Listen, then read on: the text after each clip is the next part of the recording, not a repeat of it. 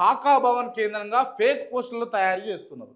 ఇప్పుడు నేను అడుగుతున్నా, ఈ హాకా భవన్ ఏదైతే ఉందో ఈ హాకా భవన్లో ప్రభుత్వానికి సంబంధించినటువంటి వర్క్స్ నడవాలి, ప్రభుత్వ కార్యాలయంగా ఇది ఉండాలి. కానీ ప్రైవేట్గా ప్రైవేట్గా దొంగతనంగా ఇటువంటి గ్రీన్ మ్యాట్లు వేసి ఎందుకు మీరు అక్కడ కార్యాలయాన్ని నడుపుతున్నారు?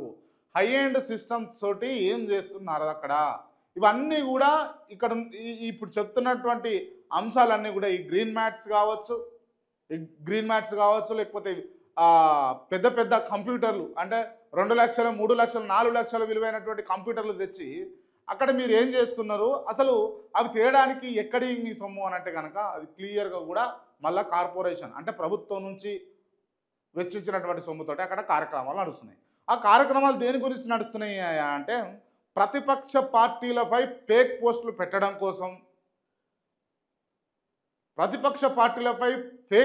పెట్టడం కోసం, మాలాంటి జర్నలిస్టులు ఎవరైనా ప్రభుత్వాన్ని నిలదీసి అడిగితే వాళ్ళపైన వ్యతిరేకంగా కొన్ని పోస్టులు పెట్టడం కోసం అక్కడ ఒక గుంపును తయారు చేసి అక్కడ క్లియర్గా ఈ రభస నడుస్తూ ఉన్నది, ఈ వ్యవహారం నడుస్తూ ఉన్నది, ఈ తప్పిదాలు నడుస్తూ ఉన్నాయి. అంటే పిల్లి అనుకుంటుందట పాలు తాగుకుంటా, నన్ను ఎవరు చూస్తారు, నన్ను ఎవరు చూస్తలేరు అని అనుకుంటుందట కన్ను మూసుకొని. ఇక గట్ల ఉన్నది కాంగ్రెస్ పార్టీ వాళ్ళ వ్యవహారం. అంటేనేమో అన్నమో అని అంటారు, ఇది కాదు ఇది అయితలేదు అని చెప్పేసి ఏ నాయకుడన్నా వచ్చి రొమ్మిరిసి తొడదరుచుకొని చెప్పుకోగలుగుతారా? చెప్పండి, చూద్దాం, అది కూడా చూద్దాం ఏడదాకా అవుతుందో. రొమ్మిరవాలి, ఇట్లా రొమ్మిరిసి తొడ మీద దరుచుకోవాలి. అది ఎక్కడేవో ఇట్లా ఫేక్ మాటలు మాట్లాడుతున్నావు అని చెప్పేసి అక్కడ ఉన్నటువంటి కంప్యూటర్లు, అక్కడ ఉన్నటువంటి ఏదైతే స్ట్రక్చర్ ఉందో అదంతా కూడా ప్రభుత్వ సొమ్ముతోటి కార్పొరేషన్ నిధులతోటి వెచ్చించుకొని నిర్మించుకున్నది, అవునా కాదా? చలో పోదాం పదండి, మరి కెమెరాలు పట్టుకొని పోదాం ఆడదాకా. అక్కడ ఏమున్నది, ఏం చేస్తున్నారు అన్నది కూడా మీకు చూపిస్తాం.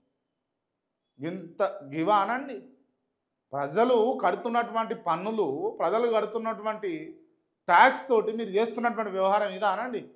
18% తీసుకుంటారండి మీరు జిఎస్టీ.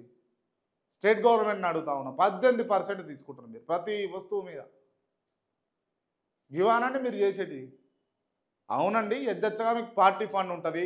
మీ పార్టీలో ఇప్పుడు ఈ 20 నెలల్లో సంపాదించి 1000 కోట్లు 100 కోట్లు సంపాదించినటువంటి నాయకులు ఇంతమంది ఉన్నారు, 1000 మంది ఉన్నారు.